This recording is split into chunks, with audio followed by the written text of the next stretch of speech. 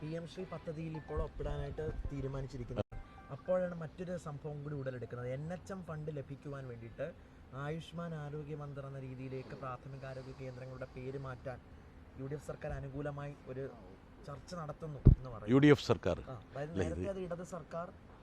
ഞാനൊരു കാര്യം പറയട്ടെ, ഇത്ര വേഗത്തിൽ പറഞ്ഞ കാര്യങ്ങളൊക്കെ വിഴുങ്ങിയ മലക്കം മറിഞ്ഞ ഒരു സർക്കാരും ഇന്ത്യയുടെ ചരിത്രത്തിലില്ല. ഒരു നമ്മൾ ഹണിമൂൺ പീരീഡ് എന്നൊക്കെ പറയില്ലേ, അല്ലെങ്കിൽ കൂളിംഗ് പീരീഡ് എന്നൊക്കെ പറയില്ലേ, ഇതിലൂടെ അങ്ങനെ ഒരു വാക്കില്ലേ? ഒരു അല്പമെങ്കിലും ഒരു സാവകാശം പോണ്ടേ? നിന്ന നിപ്പിൽ മലക്കം മറിയുക. PM ശ്രീ ഇപ്പം അറബിക്കടലിൽ ഇങ്ങനെ മുങ്ങിച്ചാകുന്ന ആൾക്കാർ കണ്ടുകൊണ്ടിരിക്കുകയാണ്. അറബിക്കടലല്ലേ? ആ കടലിൻ്റെ ഒരു അവസ്ഥ നോക്കണേ. ഇവരൊക്കെ എത്രയാ സാധനം കൊണ്ടുപോയിട്ട് അറബിക്കടലിൽ മുക്കിയിരിക്കുന്നത്. അപ്പോൾ യഥാർത്ഥത്തിൽ പറഞ്ഞ കാര്യങ്ങൾ, സമഗ്ര ശിക്ഷയുടെ ഫണ്ടിന് വേണ്ടിയിട്ട് നമ്മളൊക്കെ ശബ്ദമുയർത്തിയപ്പോൾ, അതിനുവേണ്ടി പ്രവർത്തിച്ചപ്പോൾ, ₹1 കേരള ഗവൺമെൻറ്റിന് കിട്ടാതിരിക്കാൻ വേണ്ടി പ്രവർത്തിച്ച UDF നേതാക്കളൊക്കെ ഇപ്പോൾ ഈ രൂപത്തിൽ മലക്കം മറിയുമ്പോൾ അത് കണ്ടിരിക്കാൻ ഒരു രസമുണ്ട്. അതെ, അതാണ് അതെല്ലാം ഞാൻ പറഞ്ഞത്. അതായത് ഞാൻ പറഞ്ഞല്ലോ, 2018 സമഗ്ര ശിക്ഷ പദ്ധതി, 2020 പുത്തൻ വിദ്യാഭ്യാസ നയം, 2022 PM ശ്രീ. എൻ്റെ ചോദ്യം എന്തായിരുന്നു? എൻ്റെ നിലപാടെന്തായിരുന്നു? 2018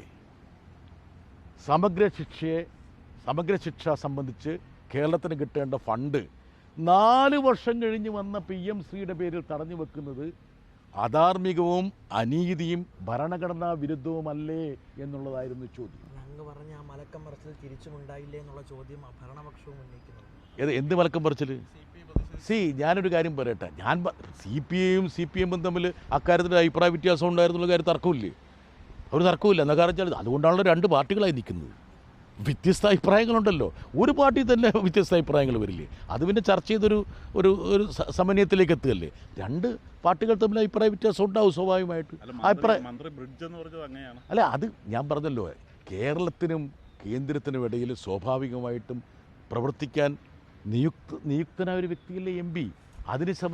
അതിന് പകരം കേരളത്തിനും കേന്ദ്രത്തിനും ഇടയിൽ കേരളത്തിനൊരു പാരയായി പ്രവർത്തിക്കണമെന്ന് ഒരു MP-ക്ക് ഒരു ദൗത്യമുണ്ടോ? ആ ദൗത്യം അനുഷ്ഠിച്ചുകൊണ്ടിരുന്നവരാണ് UDF-ലെ MP-മാരെല്ലാം.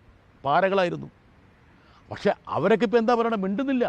ഞാനിപ്പം UDF-ൻ്റെ ഒരു MP-യുടെയും ഒരു പ്രതികരണം ഇക്കാര്യത്തിൽ കണ്ടില്ല. അപ്പോൾ അവരൊക്കെ എന്താണ് കഴിഞ്ഞ 2 വർഷക്കാലം 3 വർഷക്കാലം പാർലമെൻറ്റ് ചെയ്തുകൊണ്ടിരുന്നത്, അല്ലെങ്കിൽ 7-8 വർഷക്കാലം ചെയ്തുകൊണ്ടിരുന്നത്? ഇതൊക്കെ ഒന്ന് അവരോട് ചോദിക്കണം കേട്ടോ. ചോദിക്കുക. NK പ്രേമേന്ദ്രൻ ഉൾപ്പെടെ എല്ലാവരോടും ചോദിക്കുക.